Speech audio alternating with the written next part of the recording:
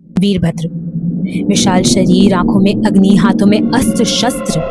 वो कोई सम्मान योद्धा नहीं थे, वो महादेव के क्रोध से प्रकट हुए एक वीर थे। वेलकम और welcome back to the Silent Scroll. आज हम बात करेंगे उस प्रसंग की जहां महादेव ने वीरभद्र को एक ऐसा आदेश दिया जिसने दक्ष के यज्ञ का पूरा रूप ही बदल दिया। महादेव क्रोध की अग्नि में खड़े हुए थे और उसी क्रोध में महादेव ने वीरभद्र को आदेश दिया, तुम दक्ष के यज्ञ को नष्ट कर दो और अगर वहां उपस्थित देव, गंधर्व, यक्ष या कोई भी तुम्हारा विरोध करे तो तुम उन्हें भी नष्ट कर देना। महाकाली, भूत, प्रेत, भैरव और महादेव की पूरी सेना के साथ वीरभद्र दक्ष के यज्ञ की तरफ चल पड़े, केवल महादेव के एक आदेश का पालन करने। उनका उद्देश्य था दक्ष के यज्ञ का नाश करना। अपनी पुत्री के देह त्याग के बाद भी दक्ष को लज्जा नहीं आई और उन्होंने अपना यज्ञ आगे बढ़ाया। वीरभद्र अपनी सेना के साथ यज्ञ स्थल पर पहुंच चुके थे। उन्हें देखते ही वहां अफरा तफरी मच गई, लेकिन वीरभद्र की नजर केवल एक व्यक्ति को ढूंढ रही थी, दक्ष। इससे पहले कि वीरभद्र दक्ष को ढूंढ पाते, देवता उनके सामने आ खड़े हुए। नियति ने भी अद्भुत खेल रचाया था।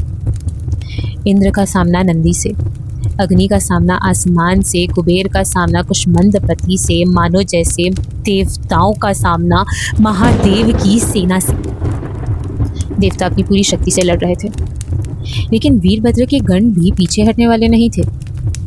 वे सब बदले की आग में थे, माता सती के दुख में थे और धीरे धीरे महादेव के गण देवताओं पर भारी पड़ने लगे।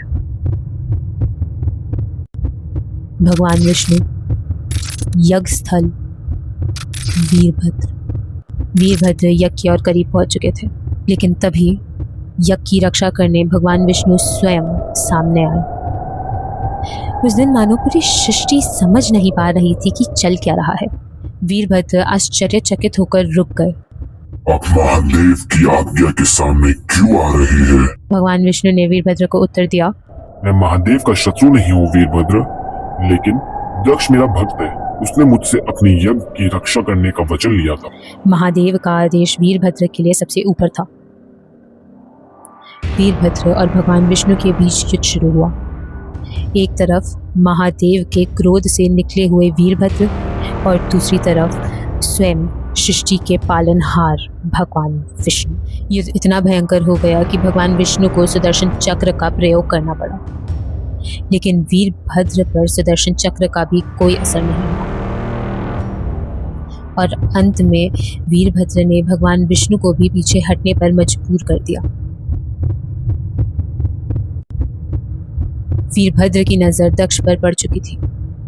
वीरभद्र को देखकर दक्ष ने बचने की कोशिश की, लेकिन इस बार दक्ष का सामना था महादेव के क्रोध से।